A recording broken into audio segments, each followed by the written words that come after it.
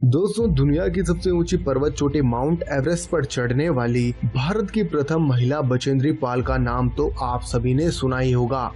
इस पर चढ़ना कोई बच्चों का खेल नहीं है। बड़े से बड़े दिग्गज भी माउंट एवरेस्ट पर चढ़ने की हिम्मत नहीं कर पाते। दोस्तों, क्या आपने कभी सोचा है कि आखिर ऐसा कौन सा कारण है जिसकी वजह से माउंट एवरेस्ट पर चढ़ने के दौरान मौत भी हो सकती है? आइए जानते हैं। लेकिन इससे पहले अगर आपने हमारे चैनल को सब्सक्राइब नहीं किया है तो चैनल को सब्सक्राइब कर बेल आइकन जरूर दबाएं ताकि लेटेस्ट वीडियोस अपडेट आप तक सबसे पहले पहुंचे। माउंट एवरेस्ट हिमालय के पर्वतीय श्रृंखलाओं के बीच तिब्बत की सीमा के नजदीक नेपाल में स्थित है। माउंट एवरेस्ट दुनिया की सबसे ऊंची चोटी है। इसकी समुद्र तल से ऊंचाई 8,848 मीटर यानी लगभग 29,029 फीट है। माउंट एवरेस्ट को तिब्बत में चोमोलंगमा और नेपाल में सागरमाथा के नाम से जाना जाता है। माउंट एवरेस्ट की खोज सबसे पहले इंग्लैंड के एक सर्वेक्षण वैज्ञानिक जॉर्ज एवरेस्ट ने की थी तथा माउंट एवरेस्ट पर चढ़ने वाले सबसे पहले व्यक्ति नेपाल के शेरपा तेंजिंग और न्यूजीलैंड के एडमंड हिलेरी थे। इनके अलावा अभी तक माउंट एवरेस्ट पर लगभग 3,000 से ज्यादा पर्वतारोही चढ़ चुके हैं। वैज्ञानिकों के अनुसार माउंट एवरेस्ट लगभग 60 मिलियन वर्ष पुराना है और इसका निर्माण चूना पत्थर, ग्रेनाइट और मार्बल से हुआ है। माउंट एवरेस्ट की ऊंचाई अधिक होने के कारण यहाँ पर हर समय बर्फबारी होती रहती है, जिसके कारण यहाँ का टेम्परेचर -32 डिग्री सेंटीग्रेड से -40 डिग्री सेंटीग्रेड यानी लगभग 80 डिग्री फ़ारेनहाइट के तकरीबन या इससे अधिक तक चला जाता है। इसके अलावा यहाँ पर बर्फीली आंधियां भी चलती हैं।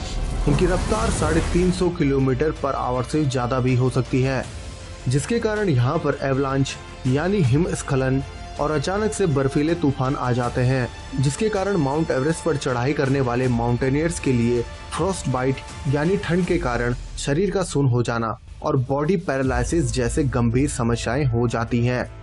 माउंट एवरेस्ट पर सालाना 1.5 से 6 मीटर तक बर्फ का उतार चढ़ाव लगा रहता है और मानसून के बाद सितंबर में तो बर्फ का लेवल सबसे ज्यादा बढ़ जाता है। इतनी ऊंचाई पर स्थित होने के कारण यहाँ पर सांस लेने के लिए ऑक्सीजन का लेवल बहुत ही कम हो जाता है। इसलिए माउंटेनियर्स लगभग 30 से 40 दिनों तक 60% से कम ऑक्सीजन होने की स्थिति में कड़ी ट्रेनिंग भी लेते हैं। इतनी गंभीर परिस्थितियां होने के कारण ही कई पर्वतारोही माउंट एवरेस्ट समिट के दौरान अपनी जान गंवा देते हैं। माउंट एवरेस्ट पर चढ़ाई के दौरान बहुत से माउंटेनियर्स की मौत होने का कारण डेथ जोन है।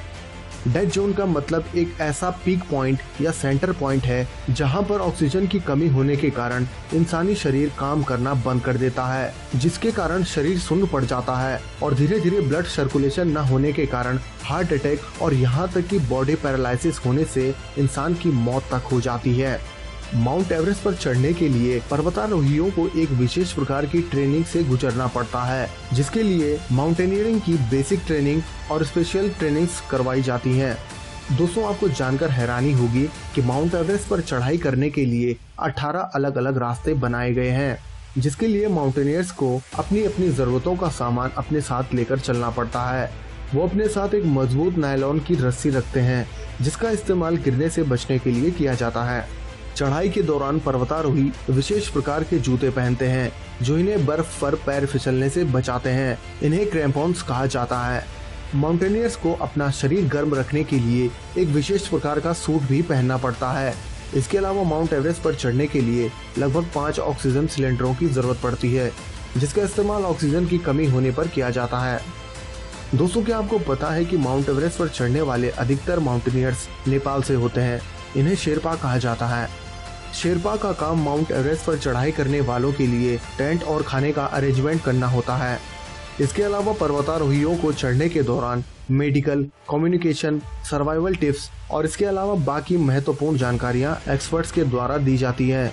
दोस्तों, आपकी जानकारी के लिए बता दें कि माउंट एवरेस्ट पर चढ़ाई करने के लिए नेपाल सरकार के द्वारा अनुमति लेनी पड़ती है, जिसके लिए माउंटेनियर्स को लगभग 25 से 30 हजार अमेरिकी डॉलर यानी 30 से 35 लाख तक की मोटी रकम खर्च करनी पड़ती है।